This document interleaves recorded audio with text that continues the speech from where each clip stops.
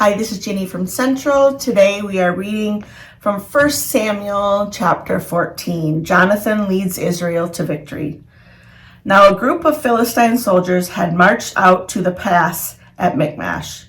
One day Jonathan, Saul's son, said to his young armor-bearer, "Come on, let's go over to the Philistine fort on the opposite side." But he didn't tell his father. Saul was sitting on the outskirts of Geba under the pomegranate tree at Magron. He had about 600 men with him, including Aji, the son of Atab, who was Ichabod's brother, and the son of Phinehas, the son of Eli, who was the Lord's priest at Shiloh. He was wearing a priestly vest. None of the troops knew that Jonathan had gone. There were 2 stone outcroppings in the pass where Jonathan planned on crossing over to the Philistine fort, one on each side. One of these was named Bozez, the other was named Shenah. One outcropping was on the north side, in front of Michmash, and the other was on the south side, in front of Geba. Jonathan said to his young armor-bearer, "Come on, let's go over to the fort of these uncircumcised men. Maybe the Lord will act on our behalf. After all, nothing could stop the Lord from saving, whether there are many soldiers or few." "Go ahead with whatever you're planning," his armor-bearer replied. "I'm with you, whatever you decide." "All right then," Jonathan said. "We'll go over to the men and show ourselves.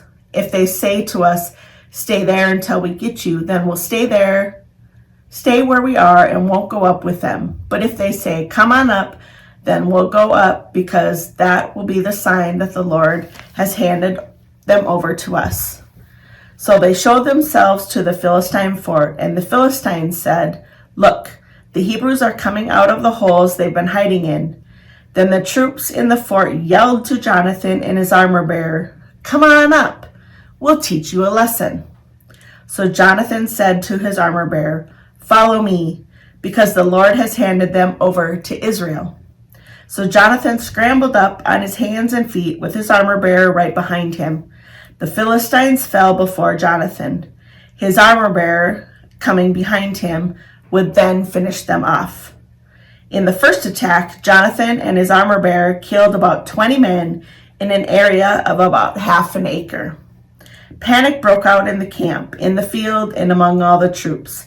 Even those in the fort and the raiders shook with fear. The very ground shook. It was terror from God. Now Saul's lookout at Geba in Benjamin saw the Philistine camp running all over the place. Saul said to the troops with him, "Take a count and see who is missing." So they counted, and Jonathan and his armor-bearer were gone.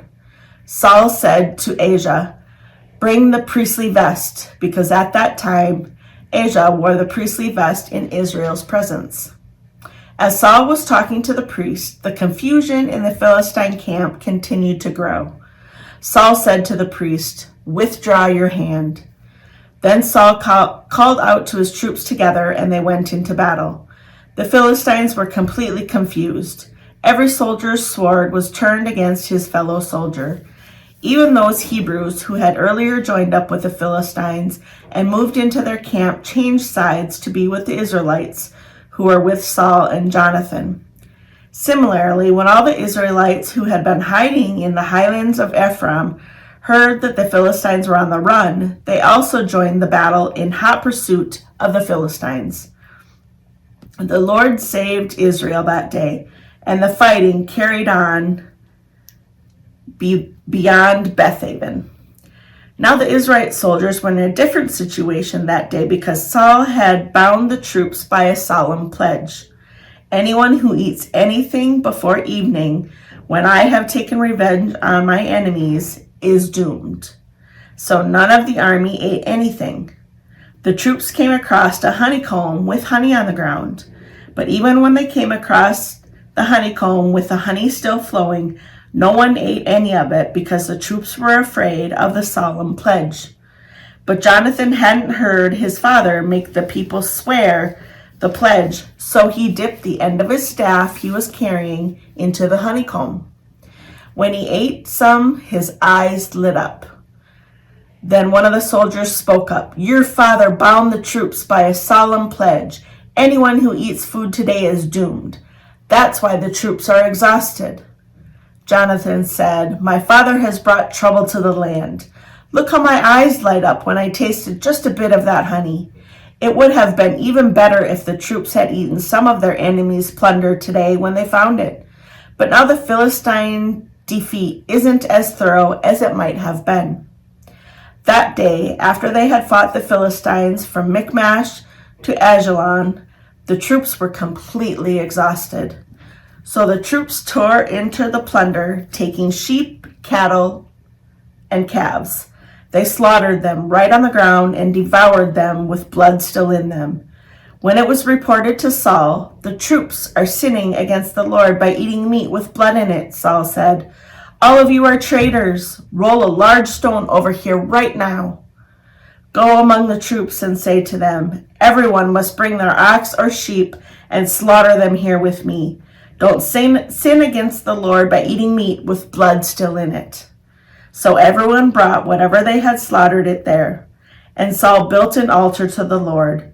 It was the first altar he had built to the Lord. "Let's go after the Philistines tonight and plunder them until morning," Saul said. "We won't leave them a single survivor." "Do whatever you think is best," the troops replied. But the priest said, "Let's ask God first." So Saul questioned God, "Should I go after the Philistines? Will you hand them over to Israel?" But God did not answer him that day. Then Saul said, "All you officers in the army, come forward. Let's find out what sin was committed today. As surely as the Lord lives, the one who has saved Israel, even if it's my own son Jonathan, that person will be executed." Not one of the soldiers answered him.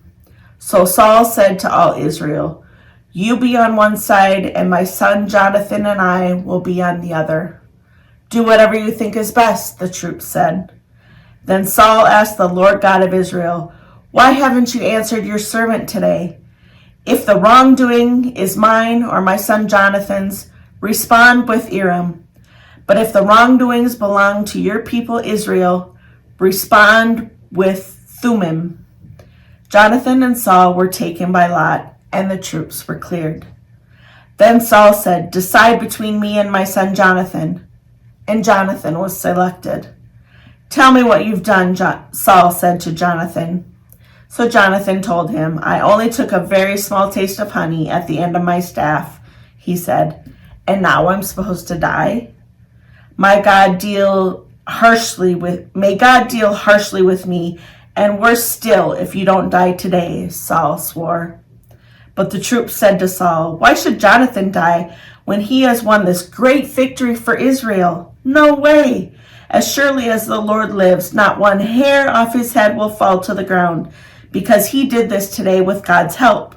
So the troops rescued Jonathan, and he wasn't executed. Then Saul stopped chasing the Philistines, and the Philistines went back to their own country. Saul secured his kingship over Israel. He fought against his enemies on every side, against Moab, the Ammonites, Edom, and the king of Zobah, and the Philistines. Wherever he turned, he was victorious.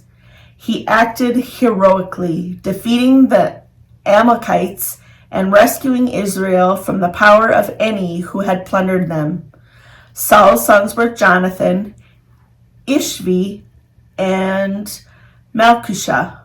The names of his two daughters were Merab, the oldest, and Michal, the younger daughter.